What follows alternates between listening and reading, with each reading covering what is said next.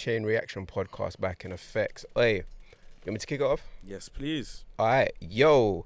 So we are back in the building here today, man. Episode motherfucking 4 of the Chain Reaction podcast.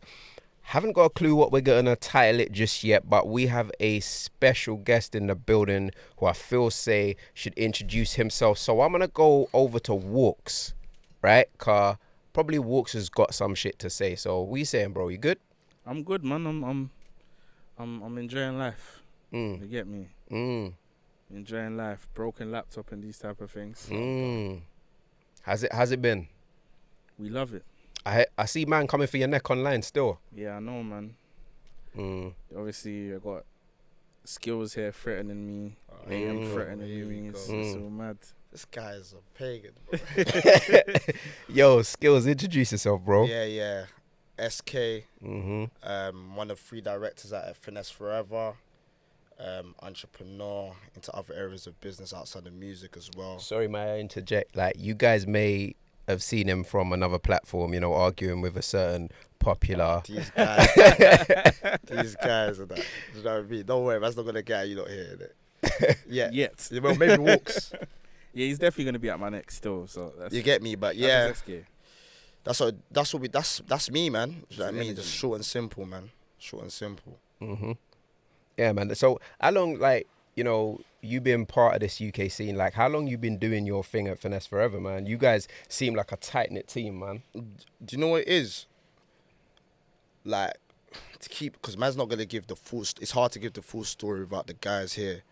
But it's mad because our journeys, like, we've all known each other from school, innit? Like, me, TK, our birthdays 1 day apart. You get me? Same school, me, him, and JB. And what's mad is, I've been doing this with Finesse Forever with them for only about 4 years. Before this, probably music-wise, we're looking at 8 years. Them man probably been in it like 15 years. Do you know what I'm saying? And it's mad because it's mad how we've all just reconnected. Like when I was on the ends, them man were recording me in their first studio. Yeah, like that. Yeah, like TK was recording, man. Yeah. Do you get me? Like TK engineer. He used to engineer. He can do everything. Pick up TK. He just, do you know what I'm saying? Like, them two have really been on this music thing. Through the wall, yeah, do you know what I'm saying? And I was a rapper them times, but I was on the ends. Then obviously my dad passed away. Do you get me? And then obviously I had to kind of find myself. Went How away. old was you? I was 18. Yeah. How old are you now? I don't give that. You know what's mad? WALKZ, look at you like you smiled and that. I already know. You don't know how old I am, man. Bro, you're a year or 2 older than I'm me. 20 years old. You're not 20 years old. Bro. You get me? No beard, in bro. England, you're in 20 Yo, years that old. was a Nigerian answer, you know. I'm 20. I know how old you are. Get out of here, WALKZ. I've seen your company's house registration. You can. Oh, Jesus. Don't try and listen to me. You don't know which one's which. Jesus. Huh? You don't know which The one's day which. apart. Don't really matter. But yeah, this guy's a fake. This is what I'm saying about this guy, you know. But yeah, man was a rapper. Then I went to find myself when my dad passed away. And then, you know, when I came back, do you know what I mean? Them lot hit me up for TVs. Them times I could get TVs. You get me? I'll give you the short story. And I was just like, yeah, these are my brothers, gave them a TV. Then they hit me up. This is when it was the game changer. They hit me up for hip-hop karaoke. And if you know me back in the day, like I was just an antisocial person. Like, don't go anywhere. If you're not from the ends or whatever, I'm not really, do you know what I mean? I'm not really interested. But something was like, these are my old school friends, like, do you know what I'm saying? And that moment changed our lives. Like, went out with them, and then I was like, right, you lot still doing the music? These times I had a studio, I had something called Finesse Entertainment. You get me? They were like, yeah. We just went back after that karaoke, wrote a 5-year business plan. And we built Finesse Forever. Their team was called 104 Forever at the time. That's how the Finesse Forever combined.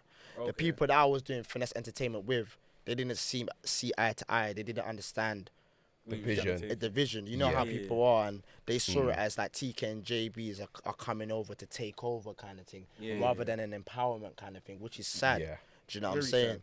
But TK gave me some advice that I took, and since that time, because I'm a person that I don't like to forget people, but sometimes you just gotta cut somebody off and you gotta move forward. You can't. The journey. Yes, it's a growth thing, isn't it? It is. Definitely. It is. Do you know what I mean? And yeah, man did that.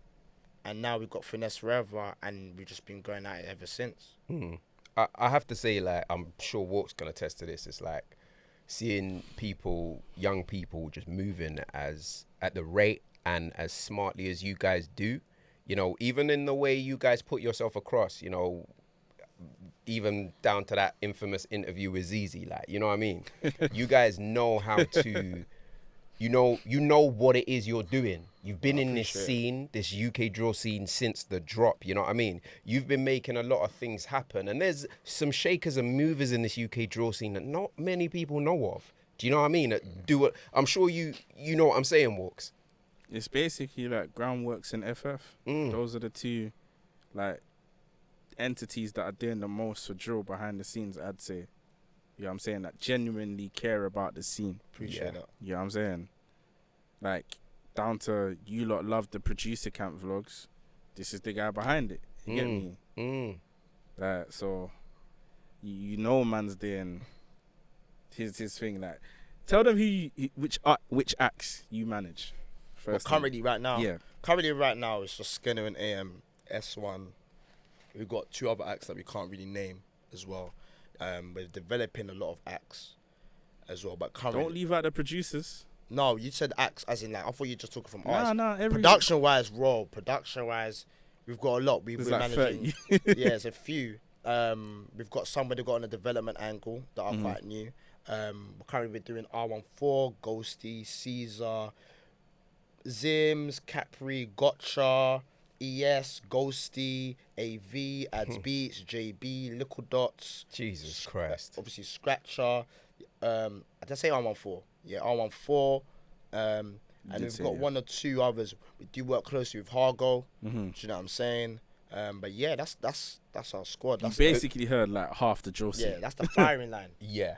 Yeah. I would say a bit over half. And you know what I like about, because we talk to a lot of these guys online as well, I love the camaraderie. Do you know what I mean? It all has that. From when you put out a producer camp vlogs, it kind of felt like that family environment. Yeah, you know what I mean? Everybody just there having fun. This is where the management come in for most of these artists. From Skillz just helping them out. Yeah. Like, if they didn't know, if you're in a group chat, the producers will know. If you have problems where you're not getting paid for a record or something like that, he would help you out. Hey, I've seen the meme, bro. Yeah. It's you and, what is it? Man will get your shit taken down or something like that. Yeah. We would take it down. Can't take it away. Yeah. Yeah, do you know what it is? With the producers, I think for us, it was mainly of like, they weren't getting respected, bro. You get me? And it was people just violating, just taking the beats, and they're a big part of the music. Without them, the music don't exist. Do you know what I mean? So we created that community, and they've just enhanced it with their own character, and it's amazing to see how they are online now. Because after producer camp, they weren't like that. Like, all of them now mixed together, all of them, so many different. But you got a Chris Rich coming from Wales, beginning with an AV or an R14. You get me? And that collab's going on a Frosty rhythm. Do you know what I'm saying? You know, but that all started from just a connection of the camp. Like, you saying they're a big part of the UK scene, like, I'd say they are the driving force. Yeah, they are. Because our sound is all developed. You know, there's been runs with producers such as M1 who've taken the mantle, then you've had Ghosties. You understand what I mean? Yeah. Like, those are the guys that people from the stateside, and this is another thing people don't know you guys have been doing. There's a lot of collaborations that have happened which you guys have been instrumental in with some of the biggest artists in the world, might I add. Do you know what I mean? So, like, when man are sitting here next to this guy, this ain't a little, you know what I'm saying? I don't think they understand how instrumental producer camp has been to this year. Because for me, I met loads of producers that I'd never met before, like Zims, like Dripset, like Caesar I'd never met. There's loads of people like YK, Moya Beats. These are all like up and coming producers. And then you got the Ghosties, you got the Ads Beats, the ES, and these type of people that maybe you've spoken to like online and that, but are mingling for the first time and building that bond. Exactly. It's mad because like WALKZ didn't want to come for the first one. Ghosty didn't want to come. Yeah. For the first one. A couple other producers, like, they just didn't want to come. And it wasn't it wasn't even like, oh, I don't want to come because this person's here or nothing like that. Some of them it's just like more they're in the element of either making beats in their own environment. It's like a whole new environment. But when man see them all there, you get me, like big up you WALKZ as well. You was really instrumental in like bringing your enthusiasm and your whole like that system that you had from your channel into that environment, because it gave them encouragement. And, like you got a man like Dripset is very young and he's so happy just to be in the room with a Gotcha that's a platinum artist. For me, that brings man so much joy, and then it's like man can learn, man can understand. And let's make this clear. This was free. Yeah, free. You get me? He didn't charge nobody. Free. There was no obligations. If the beats you made at producer camp were your own, if you wanted to submit them, you submit them. And if you submit it, you get paid. And you get paid. You might get a big placement with a US artist. You might get a big placement with a UK artist. You get what I'm saying? Ivorian though was around at certain points. So she might hear a beat that's going on in producer camp and say, all right, I like that. We had RV come through. RV came through in a couple of days. I'm sure Fizzler was there at some point. We had AM Skengdo come through. This is what I'm saying. Skengdo was there a lot. You get me? And it was a great experience for them, first off. But so much shit come out of that. Like, even in reactions, bro, I'm like, this had to happen in producer camp. Like, you get what I'm saying? Like, I'm hearing R14 and AV. I'm hearing Chris Rich and Gotcha or something like that. Like, and I'm like, wait, I saw these two together at producer camp. This must have been one of the things they were cooking up. You get what I'm saying? And for me, watching it, it was a dope experience. It was a dope environment. And I'm sure there's a lot of like forever lasting relationships that were built because of what happened there. And a lot of names grew out of what happened there. You know what I'm saying? Like, I don't think Chris Rich was as big before he came over there. You get me? And there's a couple other guys like ES, who's worked with Ghosty a lot before cousin. then. That's what we call him in here. Yeah, we call him. He worked with Ghosty a lot before then, but the other ones, do you get what I'm saying? Just like meshing together and I think creating a community. Yeah, that's the word. That's it. There, I think knowing that you're in a place where one, you won't get ripped off. Two, people have your best interests. It is that environment, because like I said, from the outside looking in and looking at those vlogs, I wanted to be there. Do you know what I mean? I ain't even produced shit. Like, you know what I'm saying? Do you know what I mean? Yeah. Sounds dope, man. Could you touch on because you've been instrumental in linking the States and the UK, as in our producers with artists over there. So what was that process like? Like, how did that come about? Do you know what's mad? It's just like, I think you got to shout out people like 22Gs and there's producers that are already doing it in the States at the time, like Axel and Mello and that. And they bridged the gap, definitely. It was just a thing where I think we noticed that, in New York, our beats were getting used by so many different artists. Ghosty was heavy in there. There was even AV, a couple people were using his beats. Hargo, people were using his beats. And it was just like, you know what? We need to plan something. We need to go out there. Because we're all about energy and connection, do you know what I'm saying? So what we did is we sorted ourselves with a situation, and we were able to pattern ourselves and our producers, and we all flew out to New York. It was just a kind of a spontaneous kind of thing. Let me interject. Yeah. Watching those fucking snaps was fucking amazing, bro. Listen, I had every single one of those producers, except the ones I didn't have. I made sure I added them just so I could see what was going on from different angles. To see these lot that probably, like you said, a lot of us didn't even want to go to producer camp because we're not used to these type of social environments. To see them come out of their show, and then even to see the US artists that proper fucking with them, like genuinely. Do you get what I mean? Fucking sick. The vlogs will come out at some point. Exactly. Do you know what I mean? And again, some of them didn't even want to go.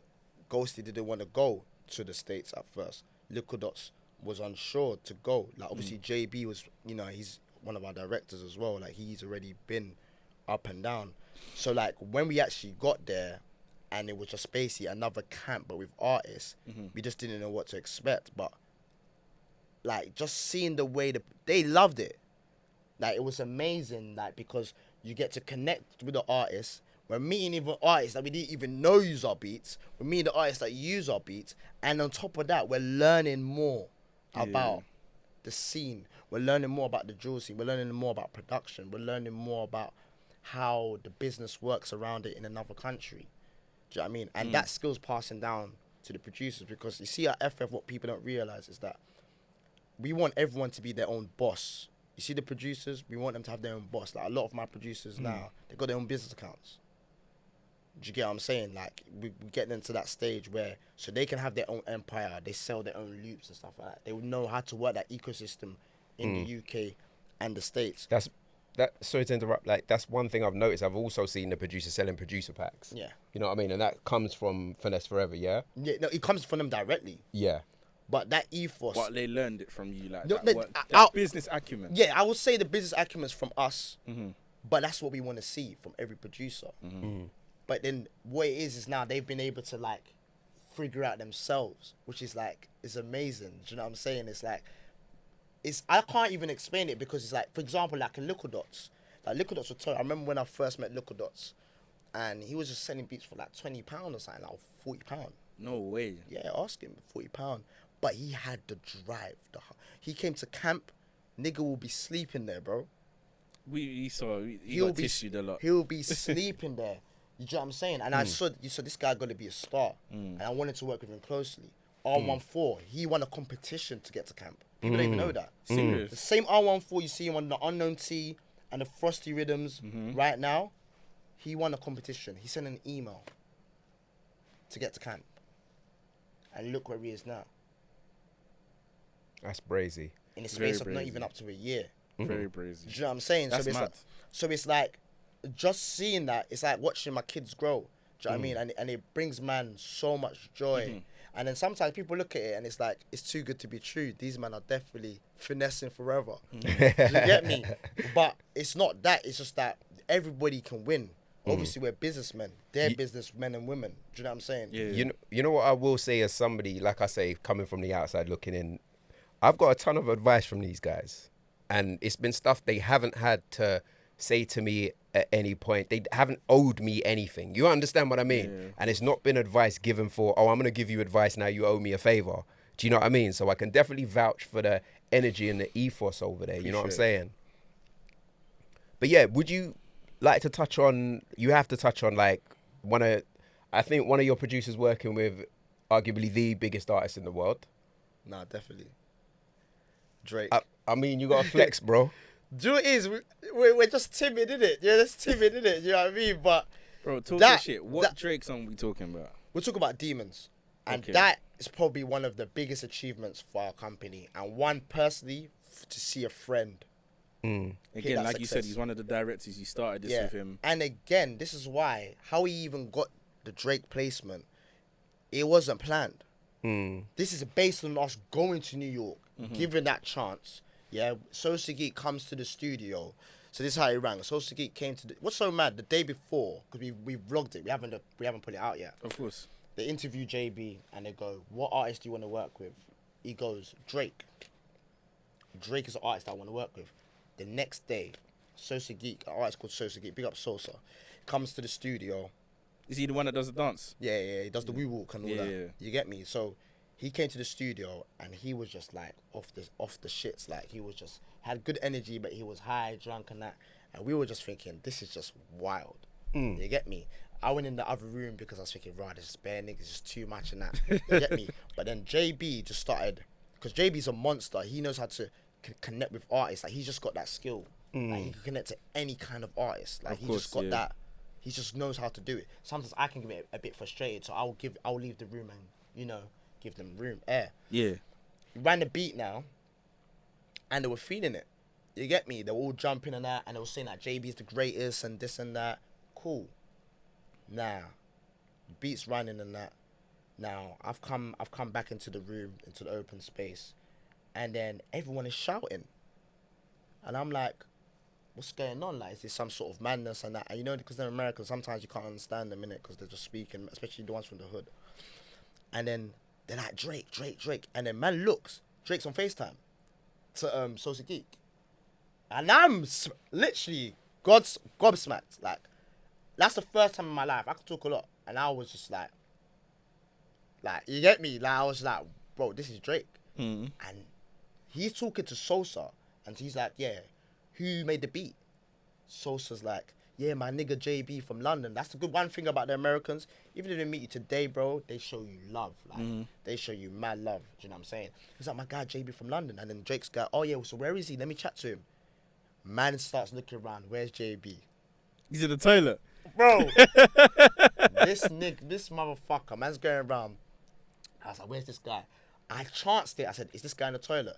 I didn't give a damn this guy was doing the shit, bro. I opened that door. This guy wasn't doing the shit. This guy was on the phone. I slapped the phone out of his hand, but because I was so excited, I couldn't even get my words out. So he didn't even know what the fuck was going on. He just saw me spazzing out. He probably thought there was a madness, or he just saw me spazzing out. I think his phone was running in the toilet. And I just ran out. I was like, just, bro, get out, bro. Are you skunked? Like, just get out of the fucking toilet. And then, by the time he came out, Drake he's on FaceTime now.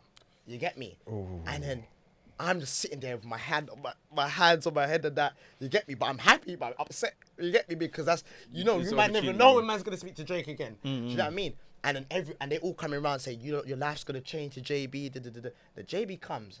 After about 5 minutes, he comes back around to me. He's like, wait, hold on, Skillz. Like, was that Drake? I was like, yeah, it's damn Drake, bro. It's Drake, bro. You get me? Like, we done the business with them. We sent them the beat. But even still then, you get me? Because we one thing about me is that even when something happens, I try to, like, not get too excited. Have that exciting moment. Then I say, you know what, come back to earth. Let's see if this actually really happens. Let's keep working. We didn't just say because now we had the Drake moment. We've got Sosa in the studio. JB done a couple of records, which is going on, like, our US UK tape that's coming soon. Do you know what I'm saying? But yeah, we didn't know if it was still going to happen. And then boom, when we got back to London, we got the verse. The track was there. Like, man had the track months ago. Like, do you know what I'm saying? I couldn't believe it. Like, and just imagine, like, the energy. JB done the vlog. He wants to, and the next day he's working with Drake. Like, we have this on footage. It's crazy. Like, even up to now, really and truly, it don't sink in. Because his man's bedroom, I've known him for how many years? More than 15 years or whatever. Yeah, like you said, same school. Yeah, exactly, same school. But sometimes I have to just, we go in a group chat, we just say, we have to thank God. It's like, bro, this guy done the tune for Drake. Bro, like, if when you think about it, like, years from now, these are moments in the UK's history, you know, that are major fucking moments. Like, and to hear how it come about, that's bananas. I want to pedal back. I want to talk about how you even met these lot in the US before, but before I do that, how do you, like, have the air to find these people before they even blow up? Because you had Gotcha before Gunlean and all of these type of things. You've got a lot of producers that you brought into producer camp that I've never heard of. Do you know what it is, bro? It's not about talent. We always say that talent's about 30%, bro. Because talent can always be advanced. You can be shit at something today. I could be shit at football today. If I train for 2 years, I'm going to be somewhat good. It's about the work ethic, the hunger. Why do you want to do this? Everyone that we've taken on, bro, it's not been because of a pure skill. Skill was just a small aspect. Like, Gotcha, for example, like, I'm still even looking for it. My old, if you saw what he emailed me when we had ad out for engineers, yeah, but it was so passionate, that email. I drew towards it, and I've got him for an interview. No placements.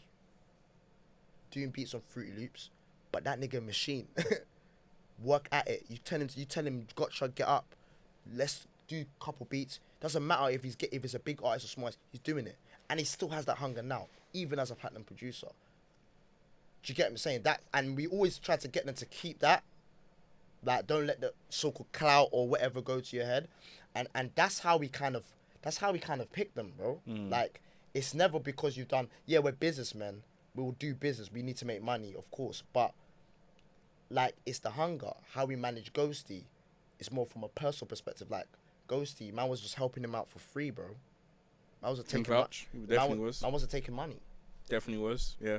You get me? He came and said, you know what, you lot might as well. And we're like, you know what? Why not? That brother is a machine. A machine. Do you know what I'm saying? Because they want it. And it was only the end of like last year you started managing. Yeah, we've been doing Ghosty only. Ghosty's only like just over a year now. And he's just like, you get me? Like, we always, and we set ourselves goals. Like, we push ourselves to the limit in our team. Like, you won't see it on the internet. You won't see it, like, because it's behind closed doors. Of course, yeah. They push me, I push them. Me as a manager, I tell them to nag me. Skillz, I want to get in the studio with a Dutch. I want to get in the studio with Abra. I've definitely seen producers say that and you not make it happen. And why I like that, because it shows me, okay, you know what? You're not relaxing, so I need to be on my toes. That's what I want to see from you. I couldn't give a damn if you didn't have a placement today, bro, or you didn't have a placement tomorrow. Every couple days in the group chat, he's asking for beat packs, fresh ones as well, not the same ones. Like, you can't send him the same beat pack twice. What do you mean? I'm in the same group chat. Yeah, I'll play it. He's like, you can't send the same beat pack. You have to be on your job. You get what I'm saying? Like, 'cause opportunities are gonna come like that. Yeah. I remember. Was it it was the French Montana one. Yeah. That he was asking for beat packs in the group chat for, and JB got it. That is fucking amazing, bro. Yeah. To see it come from that. Like, literally, 30 to 50 producers in a group chat. Send me beat packs of French Montana right now. Next day, there's a song. Yeah. And the thing is, we're not greedy. Obviously, people think because it's our producers. Obviously, our producers come first and foremost. Of course, they're signed to us. Do you know what I mean? But we give opportunity, bro. Yeah, not you get me? There's every people that producer, have, you know, because there's people that have different sound that are not appealing to me. So sometimes I hit people up personally. I'm like, you look, bro, I got this artist, send me a pack. Like Chris Rich, he's an amazing guy. You don't manage him? I don't manage him, but I get him to send me a pack. I get him to collab with my producers. Do you know what I mean? Because we understand everybody can win. Do you know what I mean? So that's kind of going back to your question. Like, that's kind of like how we pick them. It's just simply pure from you as a person. Talent comes after, of course. You gotta learn. Do you know what I'm saying? Like, we got people like JB that can teach you everything from scratch to bottom. I'm not really bothered I'm bothered if you're the artist that has no placements now. Are you gonna be the same one that gets double platinum? I get what you're saying. Because if you're not, then you can't work with me. Yeah. So, like, obviously you went to New York with the producers. You did it twice, if I'm not mistaken. 3 times. 3 times. It seems like it was Snubs that was your main connector. How did that relationship come about? Snubs, you get me? Snubs, that's broski. Do you know what I mean? And why that's broski? Because, like, I loved all the New York artists. Don't get it twisted. Like, we worked with everyone. Do you know what I'm saying? But there was a connection with Snubs because he treated us like family. Without and not because he was in the studio with us, outside of the studio. Like, we went to his hood as well. Do you know what I'm saying? Went strip club with him. You know what I'm saying? We, like, do you know what I mean? Like, I didn't see that. We still talk. Okay, holding it low, yeah. CD guy, bro. You get me? But, like, yeah, Snubs. Yeah, that's broski. The whole Harlem gang, their family, and that showed me working with them in the studio. It made me bring that ethos back home and tell my artists, like, right, this is how these men are working. That's something I saw you tweet right afterwards. Yeah, I swear it was something about work ethic and that the UK scene would be further if something about, like, the artists or the producers had the same work ethic. Like, do you know what I mean? I swear I saw you tweet that when you came back. Yeah. And obviously some people got at me and they were like, it's all about quality, not quantity. But some people, I think, misinterpreted what I said. It's all about quality, but it's about the work ethic. Like, at the same time, gotta be ready. You gotta stay ready. You got because gone. I believe it's that development, innit? If you get used to churning out a high rate, let's say you start today, 2 years from now, your work rate's gonna be up, and the quality of what you're churning out is gonna be up as well. Definitely. You know, I think that's kind of what you meant. Yeah. Definitely. They say you got to put in the 10,000 hours, but innit? if you see the way they work, like, you got Snubs or 2Gs, for example, they're fucking drillers. But in the studio, they're not drillers, they're musicians. They're at it, eating, sleeping in the studio. I know some artists in the UK, man, tell them to do, it's long. What? How can it be We're long? bougie over here. UK's bad How vibes. can it be long, bro? This is you. This is your brand. This is you as an artist. I'm not an artist. I'm a manager. I'm a label. You can never, if you're, that's one thing I can't stand. It's long. What's long? It's, you know what, the maddest thing is like where this game can take an artist. Now, look at how many young millionaires have popped up over the last 3 years. Facts. Just due to the UK scene, you know what I mean?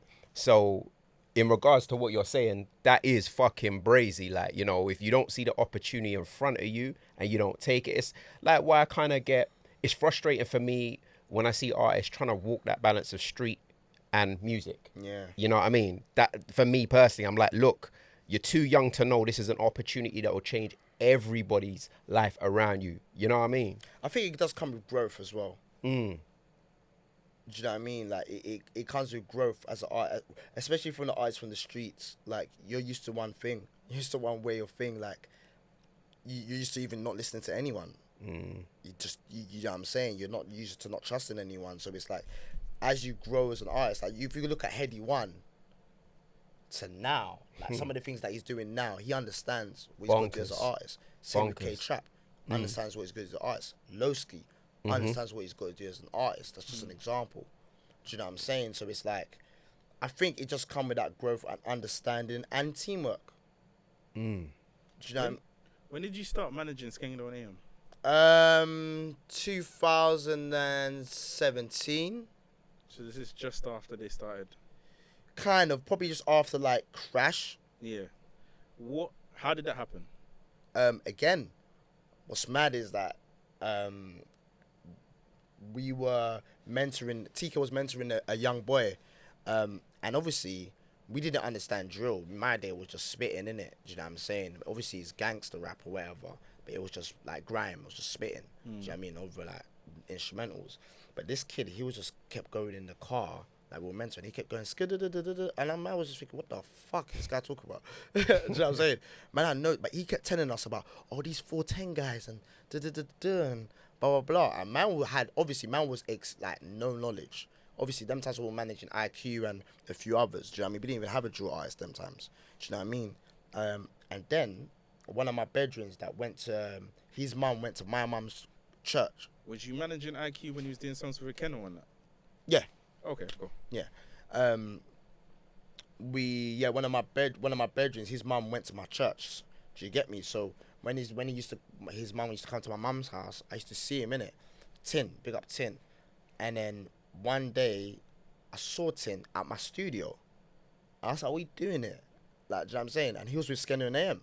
And I didn't know they had to be using the studio the whole time with Tweeko, when Tweeko was one of our engineers at this time. Do you know what I'm saying? Big up Tweeko. Do you know what I'm saying? So we didn't even know it was right everyone knows, because obviously you're not really going to know everyone that uses the studio. Of course. Do you know what I mean? And we were just like, rah, these are the same guys.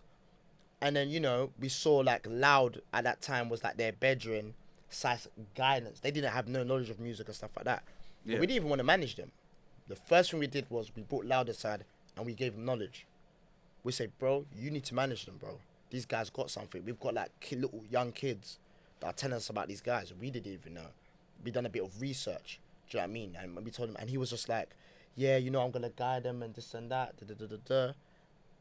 And then what happened eventually was that Loud was like, we should manage them. You get me? And it was just like, it was funny, innit? Because me and AM and Skengdo, we always laugh about it now, because it's like, now I understand them. It's funny. I remember like Skengdo was on holiday, and then when I sent him the contract, this guy was just ducking me. Just ducking, man, for the contract, bro. It's like he didn't want to sign it and that. Do you know what I mean? But I think we didn't really want to sign them at first. We wanted them to be their own. It was still that ethos, being your own boss. Yeah. But them that were like, yeah, you know what? They gave us a shot. Do you know what I mean? They were kind of like they were popping. They were at that brink, and they gave us a shot. And I always thank them for that. Do you know what I'm saying? And that gave us a straight dive in, really deep into the drill world. Do you know what I'm saying? And that's how we ended up managing them. They're like family. Anyone we work with is family. That's how it is. We don't even see it as management. It's management when the contracts and business is involved. Outside of it, it's family because we want everyone to win, which is why you see us working with everyone. We don't discriminate, bro. Big facts, big facts. Do you get me? Like that's what we're big on. Do you know what I mean? And it's funny because when we signed them that day, I remember we had to go to Cowley Gates. You get me? Because the olders, they wanted to know who were these guys signing the youngers and that. You know what I'm saying? Which was it was different for me because I'm like, you know what I'm saying, coming from a street background to a professional background. You know what I mean? You got to deal with it professionally. Do you know what I'm saying? And it was good. That must have been like an ego check, like. Yeah, but it was good because we still presented it as businessmen. This is what we're coming to deliver. This is what we're getting yourself involved. Do you know what I mean? We didn't see it as them trying to G-check us or anything like that. They just want to understand what we're doing, rightfully so, with their artists. We show you the contracts. Do you know what I mean? Which is cool. Do you know what I mean? And that's how sick to see that the elders protected them like that, though. Yeah. Do you know their group is quite tight. Do you know what I mean? Their group of friends is quite tight. But even them, seeing them from them now to now, it's crazy. I can imagine. Do you get what I mean? So, like, being so instrumental in this scene, right? To go into sitting in front of your favorite female, ZiZi Mills. Yeah? Here we go. I knew this was coming. I mean, that interview, just listening to you speak, yeah, at this point, the audience would grasp how well-versed this guy is about the UK drill scene, artists, producers, links, everything, right? What was the energy that you entered that room with? Before you even go in there, how did this interview come about? Yeah. Well, what happened was that I think there was like a tweet or something that someone in our team, Shawnee, big up Shawnee. Big up Shawnee each and every time. Large up Shawnee, man. Big up Shawnee. She tweeted about, she was arguing with someone like about drill or someone, the usual dialogue, or drill doesn't help anyone and drill's killing for tens of millions of people, whatever. And Shawnee was back in the corner from the drill perspective and, you know, saying it does create opportunities. It does have there's a balance between the negatives and the positives. And then ZiZi commented and was like, I'm intrigued to know. So I think someone quote tweeted, I think one of our admins quote tweeted and said, we'll show you. And then, you know, she was like, yeah, okay, cool. Well, that's why we show you, get us on the show, innit? And we'll tell you. Do you know what I mean? And it was good because we wanted to use her platform to tell people what we do and understand the positives from drill. So that's how the interview came about. Do you get what I mean? And then going back to, what was your point? What was the energy like? The energy of on the show, it was just normal. Like, this is how I am. Do you know what I'm saying? Like, this is how TK is. TK is more laid back. They will say I'm a bit more strong. That's why we bounce off each other. Passionate. Yeah, I'm passionate, bro, because at the end of the day, that's where man came from. I understand what it is to go through things like that. Like, you're not there when a man's phoning me and, yeah, it's easy to say, oh, but he got into that predicament. But, bro, man's 16 years old. Man's got to grow out of it one day, bro. Why? Yeah. Who are you to judge? Who are you not to help? Do you know what I mean? So the energy there was, ZiZi saw it as like, we're coming there to come and catch her out. Yeah. But it wasn't that, because if it was a thing about catching out, man won't be talking about those topics. I think also it's like, it's not a catch out thing. There's also that subtle thing behind it of you're talking about something you don't really know about. Yeah, facts. So you're not going to feel as confidently versed in it. Of course. In that argument, you guys really showed how you were able to put your points across in a really clear and succinct way, and that you know what you're doing. Do you know what I mean? How did you leave the interview feeling like about the conversation and that? Normal, bro. People think that man's like some sort of monster or what. Bro, I don't even feel like that. Like, or obviously, man's felt in like a certain type of way. Man hugged ZiZi after, like, we took a picture. You get me? So how did it get to the stage on Twitter where you're basically restarting the conversation? Because you didn't stop. Yeah, but the thing is about me, man ain't gonna stop when you're coming against a genre that you even benefit from. So what? She started attacking again? No, I don't know. She just made a comment. You know, like the drill fans, they make all these funny memes and stuff. So the interview dropped and then she wasn't happy about the response. Yeah, I think people started, they're making all these funny little things and Saatchi included. Yeah, like, large up shot, Saatchi. Like, do you know what I mean? Nah, like, there was all these funny little things because people are going against her point of view. Some people are still going against our point of view. That's the internet for you. People are always going to have opinions. Of course. Do you know what I mean? But for me, man's passionate because man understands man's made people into businessmen from the streets. You can't sit there and you're not from that environment. You can't talk if you're not from that environment. And that's where the frustration comes from. Oh my God. You know, I hit you up during that interview. Remember, I messaged you. You did. Yeah. And I was like, where is it? And then you sent the link. I started watching it.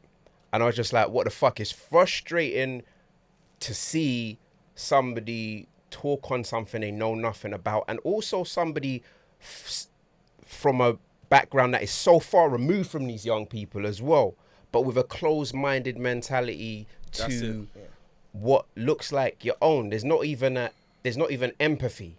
Do you understand what I mean? Yeah, the ignorance is not a problem. It's mad. Unless you're closed-minded. Yeah, you get what I'm saying? Yeah, she wanted to be closed-minded. She wanted to do up her Wendy Williams thing. Cool.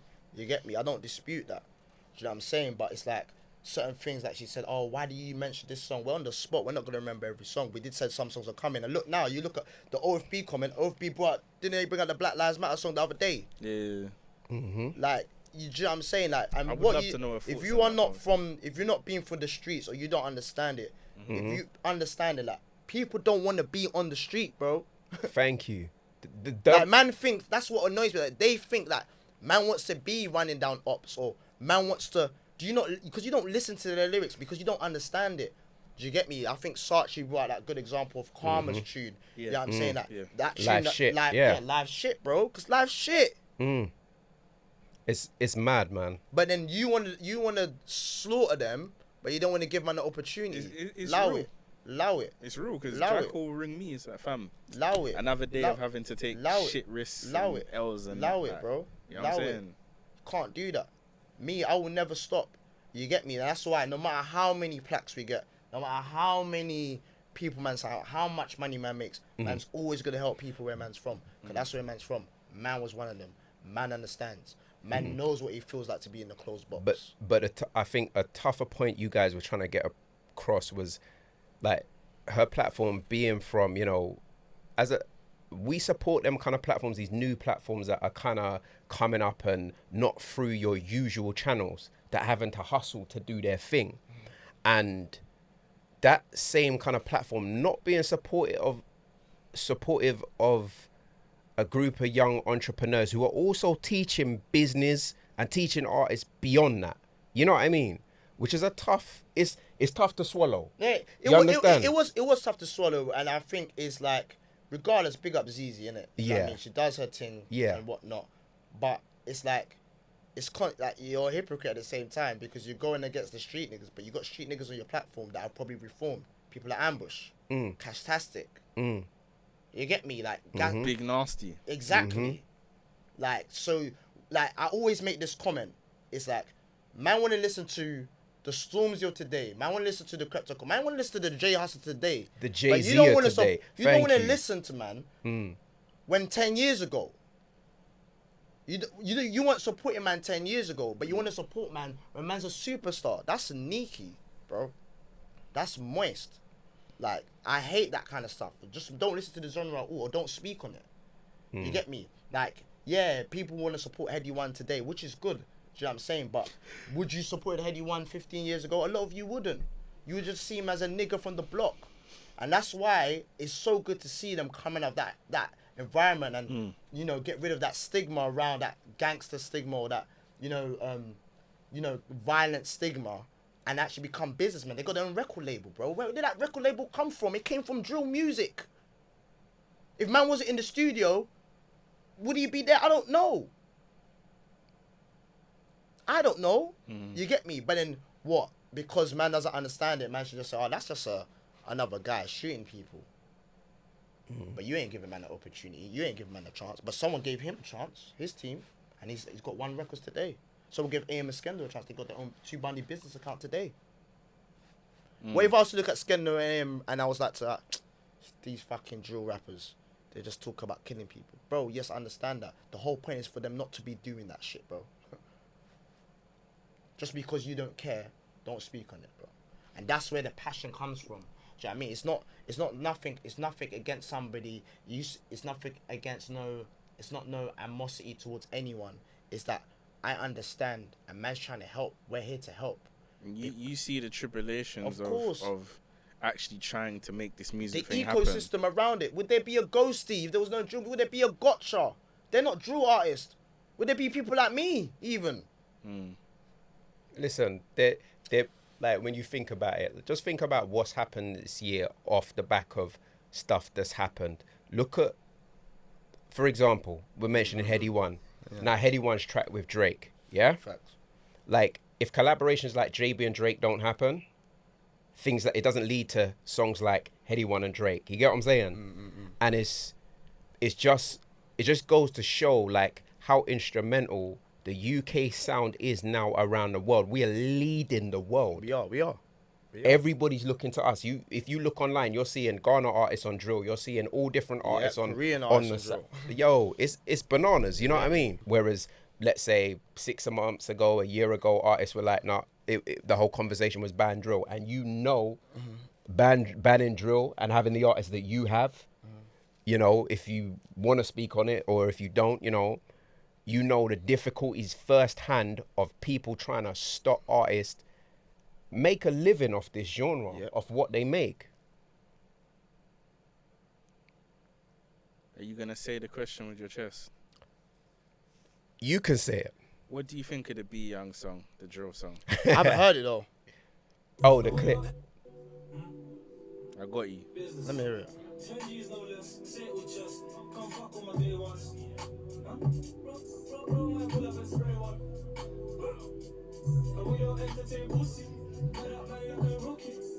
It's Be Young.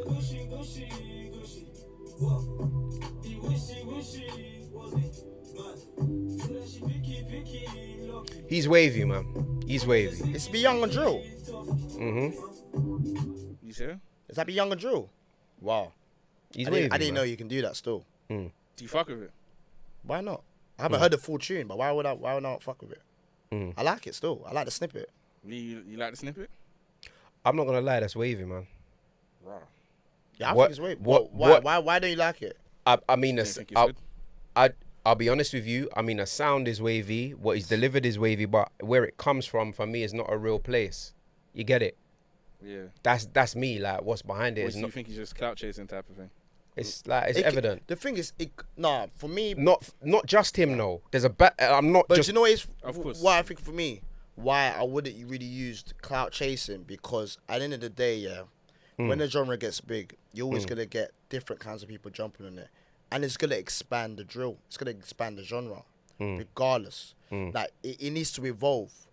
Like It does, and it has been. no, but then you gotta think of it like, look at man like Ip Dizzle, the Christian Dior guy. Okay. Do you get what I'm saying? I hate that song. Yeah, of course, but it's brought a whole new another market to drill. You get me? And I prefer that Romance Me song by Ayala. You know the one.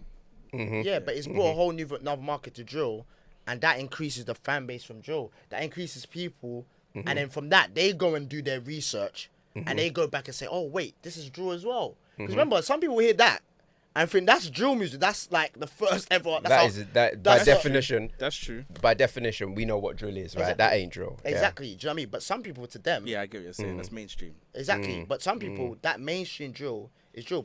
Some people have only heard a Million song this year and think that he's the first person to create that drill. Do you know what I'm saying? So I will never ever say like someone jumping on it, because then I might as well then just say then Drake's clout chasing. No, I think these guys, different people from different genres, jump in the drill, expand it. But I'll You know- push you know that what's argument. different? I'll push that argument that clout chasing thing is. It's like just hopping on what's popular, innit? Do you know what it is? It's like, it's tough for me to see artists who have genuinely put blood, sweat, and fucking tears into this shit, and like next man in a better position than them can come along, hop on something, and just and sweep past them. you Okay. get what I'm saying? The optics of the Drake situation's a lot different though. Biggest artist in the world got an M1 beat and put it out as a single. Yeah. Do you get what I'm saying? Then he went and got Heady One and gave him a feature. Do you feel what I'm saying? The optics are totally different. It's a look for the scene. It's a look for the scene.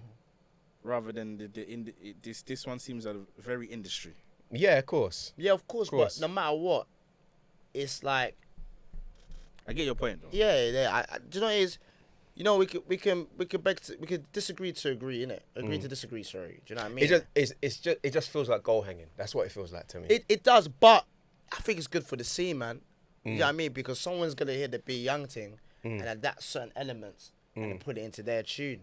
You get me? Like that's the way I see it. Yeah, it's just the integrity thing that keeps on hitting home. It's like it's not Be Young's fault. Don't get it twisted. It's not Be Young's fault, but it's like, you know, people in that infrastructure months ago, oh, ban this and ban that and blah, blah, blah. I've always said it, yeah?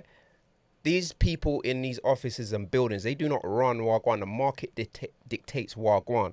You get what I'm saying? Yeah. And this is a big fact. You get what I'm saying? Yeah. Like, and in that, you know, we see the sound change, and now we see opinions change. You get what I'm saying? And we see people who are not really no.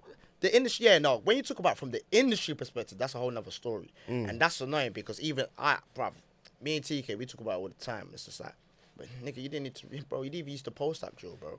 You didn't want to post that drill, but now you're posting it up, bro. Oh, it's going to affect, man. Brother, you didn't want to support the guys, but you're supporting the guys now. Now doing think pieces. Do you know what I mean? You're supporting the guys now. Oh, you know what? I think that, you know, it's just a bit aggressive. What? But you're supporting the guys now. But at the end of the time, can't blame them, innit? You get me? He's making money now. Now they want to jump on it. Do you know what I mean? As long as, like, most of the majority of the original ones are winning, I can't complain. I want to take you back to, I think it's last year. Yeah. A sort of viral situation happened on the internet. With what? Ivorian, Doe, Abigail, Miss R Fabulous. Putting that aside, when Abigail and Ivorian and Doe started to do music, how did you get involved in that? Again, how did I even get involved with them, actually? I'm not sure if it was TK or someone in our team. They messaged someone in our team asking them, that someone in our team was talking to them about music. And then they needed help with something. And of course, where was going to help? You get me? And that's how it went. We were helping them. And they both wanted us to manage. We didn't even want to manage them. You get me? It's the same thing, literally. Like, you know what I'm saying? And we didn't want to manage them, but we were helping them, innit? We're just like, you get me? Like, help you. And then eventually, then we decided to manage them. Do you get me? That's actually how we started. That's how we came into to manage them. And obviously, like, me personally, like, yeah, I'm on social media, especially for business prospects. Do you know what I mean? I couldn't give a dash about all of this viral stuff, bro. I couldn't care. Because when you come to me and you say, Skillz, I want to do music, I want to provide for my family, I want to get out of the hood, that's what man cares about. That's what man remembers. You get me? Things that go viral. I used to tell Ivorian, though, like, bro, you're worried about all this viral thing. This is going to be gone away when you blow. And now, look, you're not even, you know what I'm saying? She capitalized off it very, very There you well. go. Jesus, there you go. she pulled the Kim It's all Kardashian porno You need to spin think around. about it. Fans are Listen. they're gonna like blue today. Tomorrow they're gonna like red. It's how you change the narrative.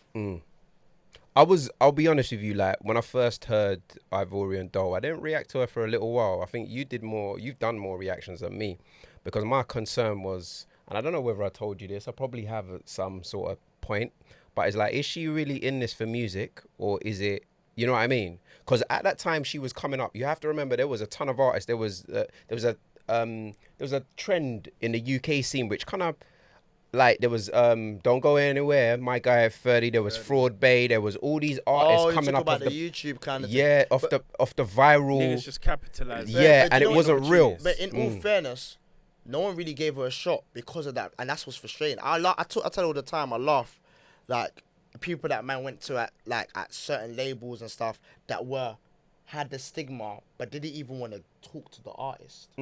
It's crazy, bro. Now you want to talk to the artists. Now you want them on the Daily Duppies. Now you want them on these freestyles and all these things and that. But you didn't want to know them then. All you had to do was have a conversation with them and say, oh, right, to get it for yourself, whether you want, are they really about it or not? Like, are they really in this or not? Do you know what I'm saying? And I'm glad that you said that, because you're talking from an outside point of view. But what frustrating is, like, somebody that can actually make a straight-on difference, don't give them artists that chance. And that can actually change a lot of artists' lives on the cuff. Do you know what I mean? And that was so frustrating because it's like, you lot are talking about something that doesn't even matter, bro. The internet, bro. It's not real. It's just people's opinions. It's actually not real. Sometimes Like, you could be going through the mad thing on the you know what I'm internet. saying? Turn off your phone. It's not happening. Yeah, I mean, no it's more. not something mad like, You know what I'm saying? something like that, you know, everyone's strongly against rape or something mad. It's something, it's music, it's entertainment. It's mad. In America, these things happen all the time. See, 50 got shot how many times? Then he goes on this podcast, talks about, there's very different things that happen in America. Like, but in here, it gets frowned upon when just a little viral moment. Just capitalize on it and change the narrative, change that negative into a positive. And I think Definitely has done that. yeah, definitely Yeah, she has done that. flipped it around, man, completely. Like, Rumors was a big song. yeah, we got to ask, man, about the writing allegations.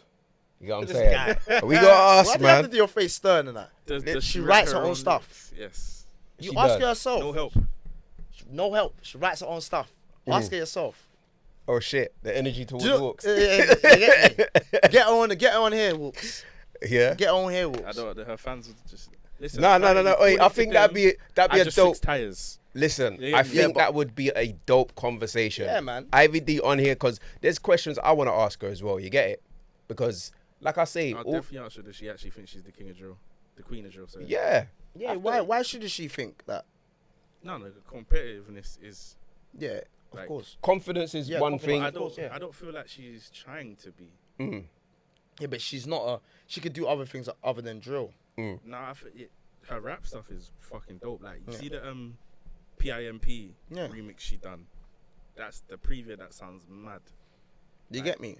She's trying to be an artist, and you got to give it to her. Like she's come from me not being biased. She's come from a place of like you come from that whole stigma where there's just negative online and YouTube. But you were a YouTuber and you've turned it into a career and you've been able to move your family out. Do you know? That's why I asked. Do you know what I respect her for the most as well? You know, having nieces, nephews, sisters, and all that, right? The way she's taken female empowerment and spun it around, you know, it's like things that people will say about you, initially rumors, right? You know, and the way she took that and owned it, you know, I think for me personally, looking at that, that's impressive. Facts. This is why I asked you. Did she always plan to be an artist? Because the way she pays attention to her craft doesn't seem like someone that is. Doesn't seem like someone that is just there for the opportunity. Bro, from that time, both of them stepped. They said this is what they want to do. Why music though? That's what they want to do, and obviously I didn't realize at the time they had stuff even pre-written. Like they said they want to do this. They watch, like they've all got they had their own rap idols. You know what I mean, you have to ask themselves to go into like deeper context. But yeah, that's the thing about man. This again, bro. Man's not gonna fuck with someone or work with someone if they don't want it for themselves. Because it's not man's dream. I'm not a rapper. I don't want to be a rapper. I want to be a celebrity. Those Star Walks. Do you know what I'm saying? So you have to want it more than me. Yeah. You have to make me excited. You have to make TK excited. To sell the dream. Exactly. There you go. So for me, like it's good for her to see her shining. Do you know what I'm saying? And it's good now. I'm seeing that the female scene is starting to like pick up. Seems like definitely the Americans with the females running shit over there is starting to trickle down to the Yeah. UK. How do you then feel, being that you've been there from the start of their careers, about them splitting up and now having issues? It's life. It's life, bro. People have issues. People fall out. It's not a big deal. I've never. You see me. I'm a person that I can only advise, but I can't control what you do. Whether it be from a friend perspective, whether it be from a management perspective. Okay, from a management perspective, looking at the two of them, would you have advised that they split? Yes. Yeah. I would have. I think as duos, like even Skengdo and AM, they're a duo, but they're individual artists. Like, you know, they got the individual mixtapes. I think for you to grow, you need to stay. You need your own musical space. Look at V9 and KO. You get me? Because you don't know your limits when you're a duo. You don't know what heights you can reach when you're a duo. Do you know what I'm saying? That's what I've noticed. Like when you're a duo, there's things that you want to try that the other artist doesn't want to try. Do you get me? And then you see yourself in a different kind of realm. So I always advise, like, even when you're duo, split and do different things, man. Go outside your comfort zone. That's where the best music's made, outside your comfort zone. Do you know what I'm saying? So, it's you. In my assumption, you don't have anything to do with Abigail anymore. Am I right in saying that? Yeah.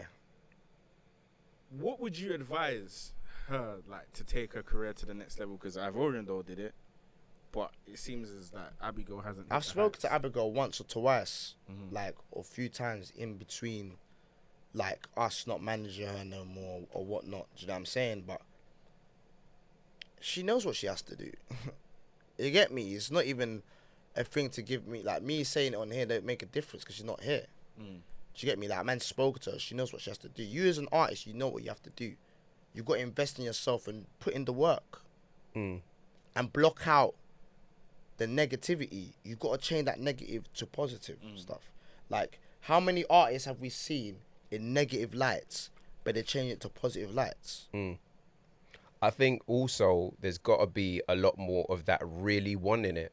I mean, really wanting it. Like, I can see that Ivy D, she would do not anything to get to where she's getting to, but she's prepared to put herself out further. Yeah.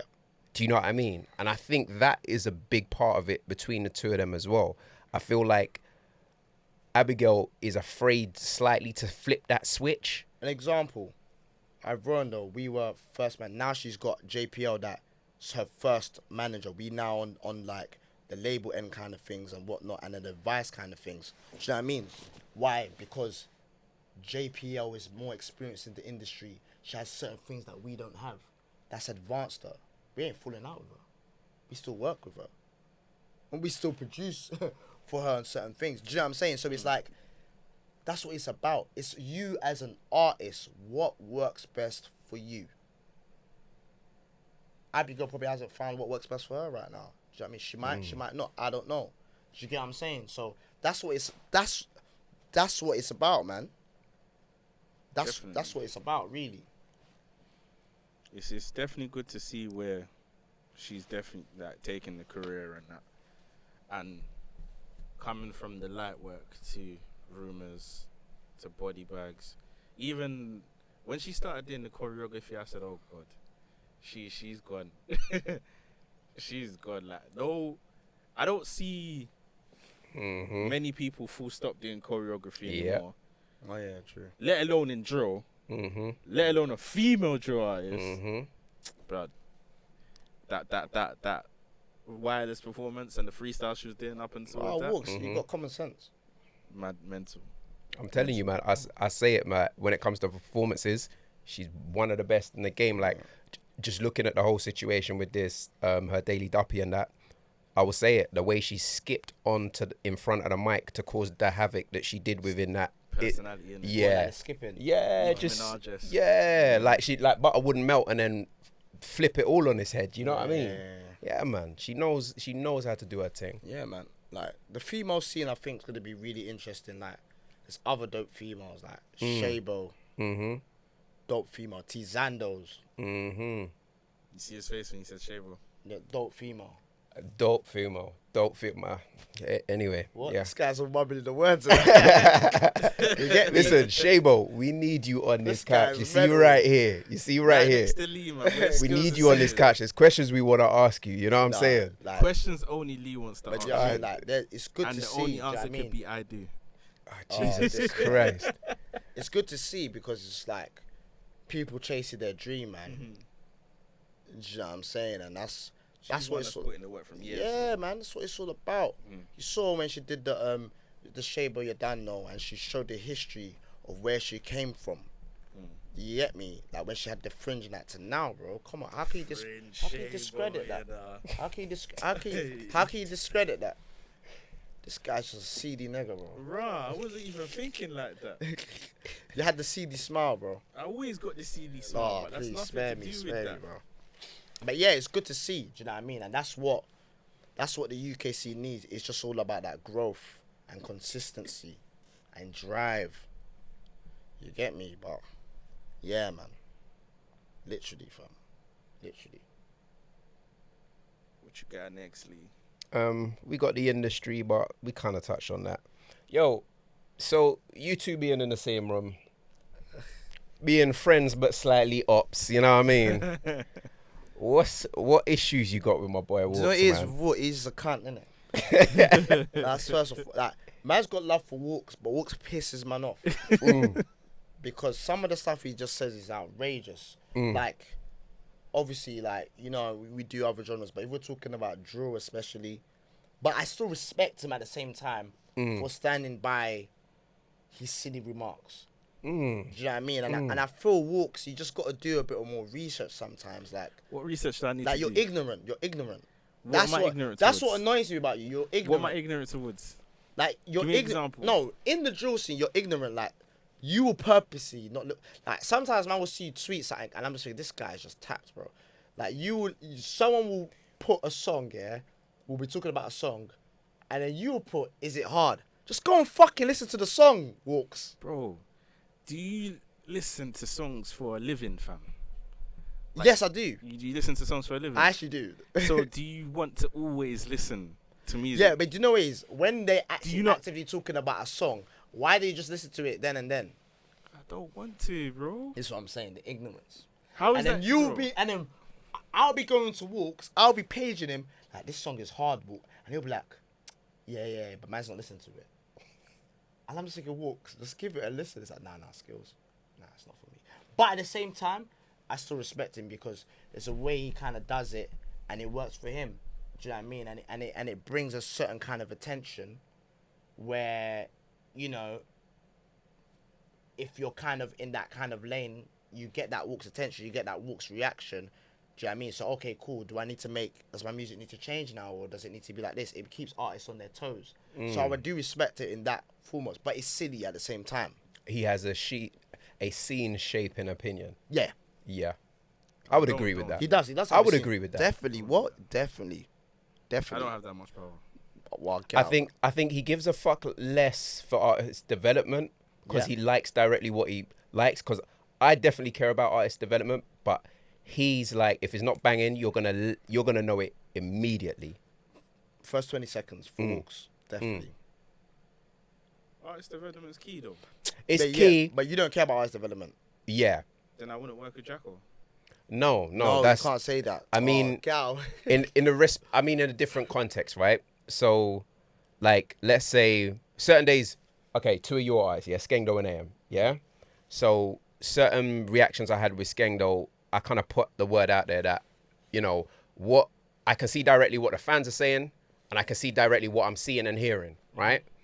And when you need to make that transition, you can put it out there in a way, look, A, B, and C needs to happen. You know what I mean? Right? You are kind of like a bit of a hatchet, you know what I mean? Where you'll chop out an artist's legs. It's like, I weren't feeling that, fuck that off. Like, next reaction. You know what I mean? Yeah, why do you do that? I was going to ask you this earlier. How can I articulate that I don't like something in a way that is more palatable? Woo! Talk WALKZ. I can't tell you how to articulate yourself, but the way you articulate yourself is just rude, bro. Like, you can't just tell them, man, oh yeah, this is dead. Like, you get me? Like, the way you my do thoughts, though. the way you do it is just demotivating, man. Alright, fair. Because your platform Yeah. counts a lot to the scene. So it's like, at least give some constructive criticism alongside it. Like, oh, you started to do it now a bit more recently, but before you were just ruthless. Like, you do it a bit more. I've started noticing a bit more now, but at least adds a couple of things. You know what? These kind of bars shouldn't work. Or we do it a bit now. You should have chosen a different kind of beat because that would have suited you more. You should have chosen to be like your last song or whatever. Do you know what I mean? Add a bit of few development techniques in there. Yeah. For the artist, at least so they can look back and say, oh yeah, because that's why people get at you, bro, because they'll look at you and be like, this guy's just a hater, but I actually know you're not a hater. Yeah. You get me? But if I was an artist, I would think you're a hater. If I didn't know you and I didn't understand you, I understand you. Do you get me? So I fully well know you're not doing it for clout Alright, so or nothing like that. here's It's the generally what you question. think. let's say that there isn't any constructive criticism to give. Like, the song's not really anything wrong with it.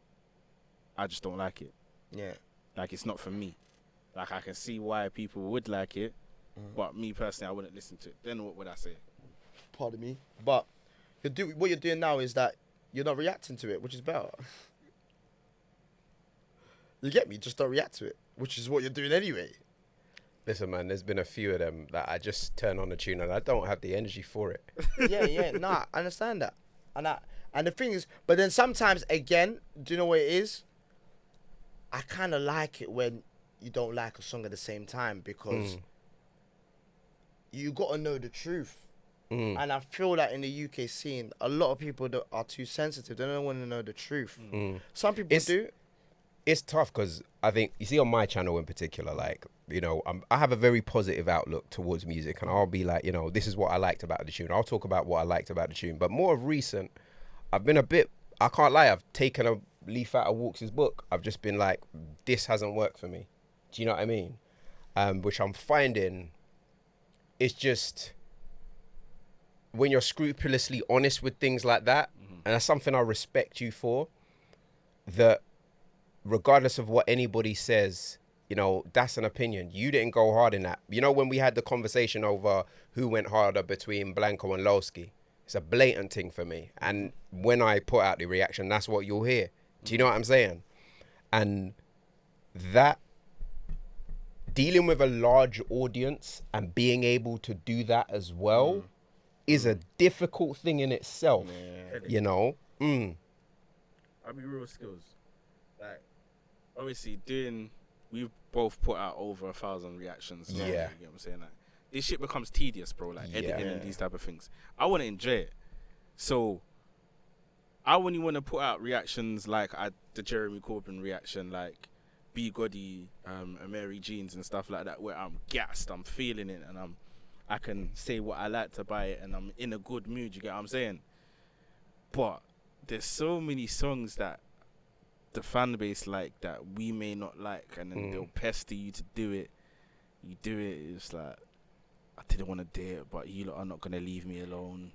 And that kind of does seep into the reaction sometimes. You know what I'm saying? I can't lie, like, there was, like, I'm a fan of Richie, but when he starts singing, nah, it's not for me. But the fans will, because he's on job. Do you know what I mean? You know what I'm saying? But at the same time, I think that because you guys got to remember your platform has grown so much. We need that, man. We do need those honest reactions, because no matter what, as an artist, no matter how upset you're gonna take it in, bro. You get me? Like who was it? Like, I can't remember. Like, someone was talking about one of these girls that put out a tune, or YouTube influencers. I was just like, why do their bedrooms tell them that they're shit? You get me? So, do you know what I'm saying? If it's like no one is telling somebody that their bedrooms not telling them that they're shit, we need some sort of constructive criticism from people that actually listen to the music, break down the music, day in, day out. Being devil's advocate, which influencer girl was this? No, it was just, they were talking about YouTube influencers girls in general, innit? Okay. Did you get me? I like think I know who they're talking about. Did you get me? Like, just it was. Who do you think that is? Walkz? Renee. Okay. I saw a lot of people say studio time should be more. Oh, right. Yeah, but even at that, bro, that's not constructive criticism. That's what I'm saying. From, like, that's just all. Are you saying just off recently? Yeah, the diss. I think Renee's not a rapper. She did better than Sachi. Whoa. Nah, relax. Sachi, he destroyed you, man. You already say that because you got bias against 7 out of 10, Sachi. Huh? 8 out of 10, Sachi. 8 out of 10. You get me? But then going back to my point. Skillz, were you talking about being real with reactions? Nah, just nah, like, Big up Sachi, that's my guy, bro. You get me? Yo, love Sachi. You know what I mean? But that's what I'm saying. Man needs you guys to react to. Unfortunately, them things have to seep in. I know what you're saying, and I do feel you, that you don't want to react to something that you don't like, but you got to sometimes, because you got to give the truth. This is how I end up being blunt. No, but then either way, as much as I don't like it, because I'm passionate, and obviously those are my artists, I'm going to take in a certain type of way at times. Somebody else is gonna take constructive criticism. Labels are gonna take it. Managers are gonna take it. Young A&Rs are gonna take it. That's why we need you. It's not the thing that revolve around skills. It's a rolls around the scene. Give it a sense, though. Do you know what I'm saying? And you as an artist, like I see artists sometimes, like I've spoken to artists sometimes, and they will go back to me, can I get ProdByWalkz to react to it? And I'm like, or LeeToTheVi, and I'm like, you know, if these man have, yeah, your thing has to be proper. They're like, I don't mind. I just want to hear what he says. What does that tell me, bro? It's an A&R perspective. They want to hear your own point of view because they trust your judgment in music. I get a sense, though. Not from a Clout perspective, bro. I get a sense, though. And I will say one thing, between me and WALKZ, there's a few artists that we've talked about very early and said, yo, these are people to watch that have gone. Yeah. You know what I mean? You know? Exactly. Do you know what I mean? So, like, as much as man hates you, WALKZ, man loves you. Do you get what I'm saying? You're just ignorant and foolish at times. But I know it's this all this seedy shit going to your head or something. I don't know. It's mental. Skillz loves getting on to me, bro. Bro, it's loves mental. it. You know what I'm saying? Every opportunity he can get, he'll do it. I mean, down to the last topic, like reactors and the reaction scene. Like, it's something you were saying earlier off camera. Like, just elaborate, because, you know, about what you yourself personally think of the job that we do, be it good or bad. Me personally, and I said this to you lot off the camera. One, I don't feel you guys get enough credit for what you guys do. I don't think people understand. Some people do. They don't understand what you guys bring to the table, bring to the scene, bring to the culture of UK music. Obviously, I know WALKZ, you only react to UK drill at the moment. Lee, you do like everything else. Do you know what I mean? Just like, and the other reactors like Dan and Kate, Dan and Renz and such.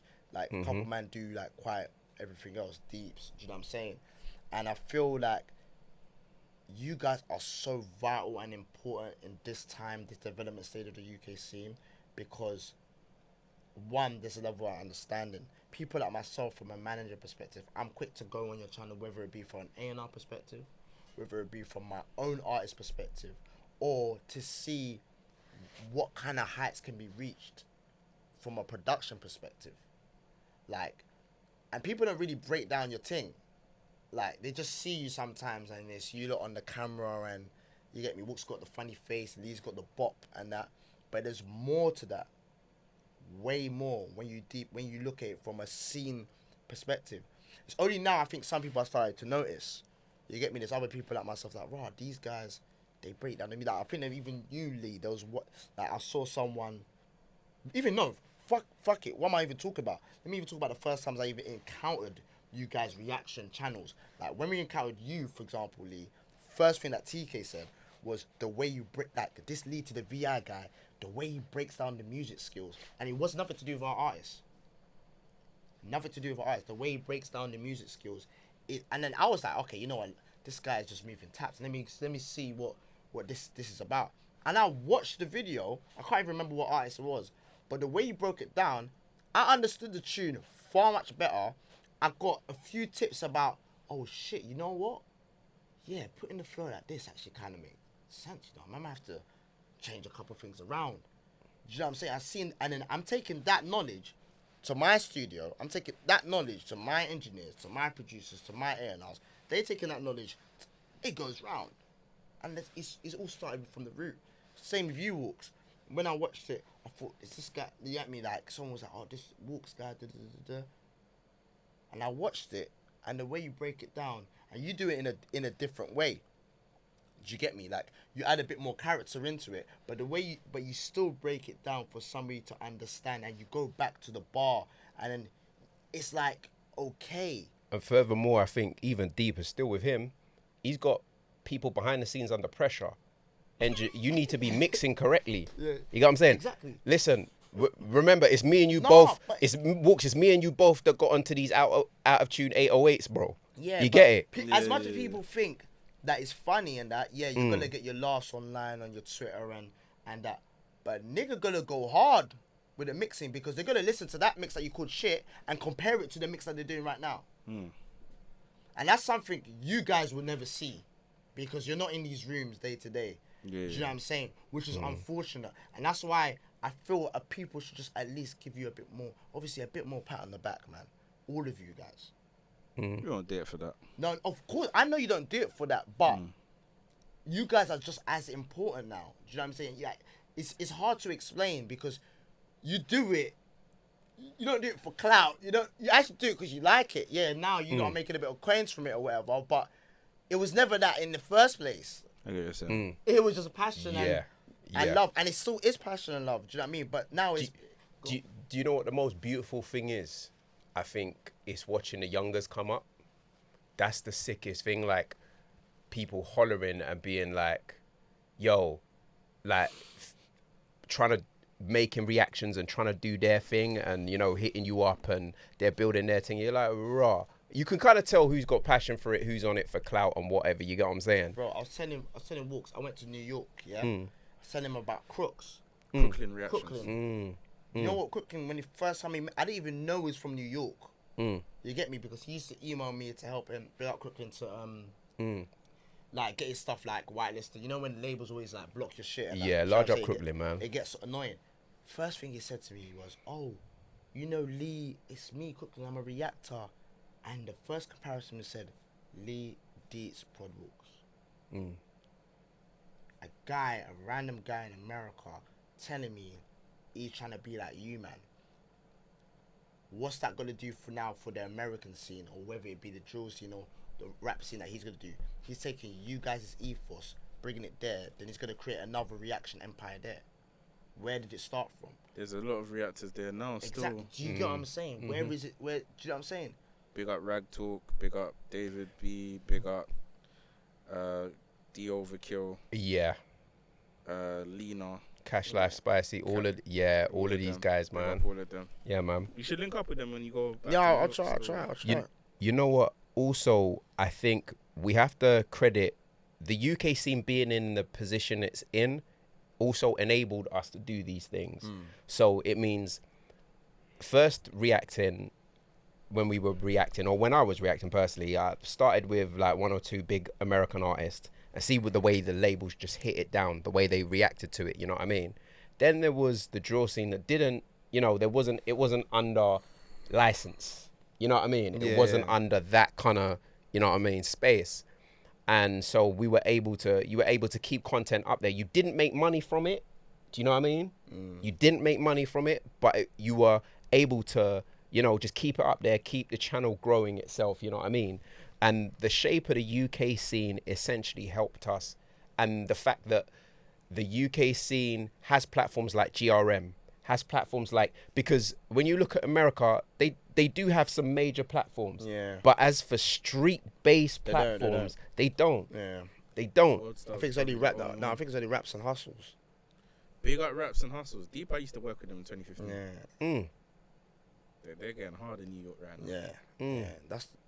No, it's true. It's true. I think that has played a major part, do you know what I mean, in you guys' growth. But it's just amazing to see, like, when you lot are hitting your 100K subs and that, like, that's mad, bro. That's mental. When man thinks about it, from where you lot subs was, like, do you know what I'm saying? And then actually linking up with you guys and you know what I mean? Like, I think the first time I met you guys was at the KO listening party. Yeah, definitely. 2018. You get me? And big up Mixtape Man, big up Bills. Because he saw it from early.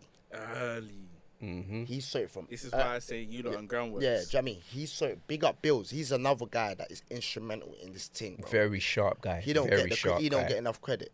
He will. Yeah. He is instrumental in this thing, bro, from early. And that's how we found out about you guys initially as well, apart from the online perspective, like meeting you then and then. And I was like, raw, these are all the reactions. Guys, like in the flesh. It took me a while to clock, like, oh shit, like this is like the guys that react and that. Yeah. But that plays a big part on the artist, because especially for like someone like KO coming from the street environment. Yeah. Him, just seeing him there was mad. It was a mad moment. A listening party, people coming to listen. It was definitely mad to his music, bro. No one even knew what he looked like. Yeah. I didn't. Man was cool. Man didn't know which one was KO. Bro, I was at the limit. Wait, is that one KO? You know like that? Listen, you know what I mean? I remember meeting, I think it was TK that come over first, yeah. TK, bare smooth with it. He's like, oh yeah, really respect your thing, da-da-da. Just the industry kind of, you know what I mean? And then SK's off in the background. I'm like, what's up with this nigga in the back? Like, you know what I'm saying? SK giving it the grills, bro. I was just like, yo, like the energy on this one is different. You get what I'm saying? But you know what? Like, as you get to know people and you build relationships with people, man, that, like, I think everyone can say, like, that evening and that night and that event has, you wouldn't know that everybody in that room and in that space would be where they're at today. Yeah, definitely. You know what I mean? And everybody was willing to do the work it took to, you know what I'm saying? You know, it's been an amazing sort of like journey, you know what I mean? And like I say, meeting people like yourself, like WALKZ, who I met before then, you know what I mean? It was first night I met Deeps and that, you know. Yeah, exactly, yeah. Yeah, it's bananas, man. Absolutely bananas. Do you know what I mean? And yeah, man, like, that's what I'm saying, like, that, from an artist perspective, like, he's got obviously his friends, his family that came to you, but he's got outsiders and people that are on YouTube coming down, taking time out of their day. Do you know what it means for especially someone from the street, bro? Do you know what that means to them, bro? Something un-street related, just positive. Yeah. And those are the things people don't see. Definitely. Because it gives you the hope. I got to keep going, bro. I got people like WALKZ and these men that listen to man's music. I got people like Lee. You get me? It's a mad thing, man. And that's the thing, like, all of those artists in that place, I remember first time I laid eyes on Stally and realizing it was Stally, because he told me to take a photo at that first event, innit? Of him? Yeah, no, of the group. And I was like, who's this? Like, you know what I'm saying? Yeah, not knowing that is Stally. Like, you know, some, like, the more you get to know people, you're just like, Jesus Christ, that's shit, man's at the clock in now. Yeah, do you know what I mean? From that event. Yeah, they were all there, bro. Alchabino, Stally, Jimmy, all them men were there, bro. All of them. Turn up, they were liquored. Yeah, bro. Liquored. It's mad when you think about it, how early we met them. Yeah. And then to think that their whole clique is pretty much just blown up. Yeah. I think Billy was in jail at the time, but it's mad still. Yeah, it is, honestly. And it's almost like being on the cusp of something great and everybody sort of rising together, you know what I mean? I feel like I feel like I've been on somewhat of a journey, sort of like been on the outside but able to look as a fan, like, you know what I mean? Yeah. Been very dope. That very was a dope. very dope night, though. Yeah. Very dope night. WALKZ, you want to end this thing? Man, you know, Chain Reaction Podcast, episode 4. Got the big man Skillz. Got LeeToTheVi. You get me? You know me, I go by the name Wiley. Yeah, you see it? I go by the name LeeToTheVi, you know. But today is ProdByWalkz. Nah, it's LeeToTheVi, man. Yeah, peace and love. Cool, love, peace.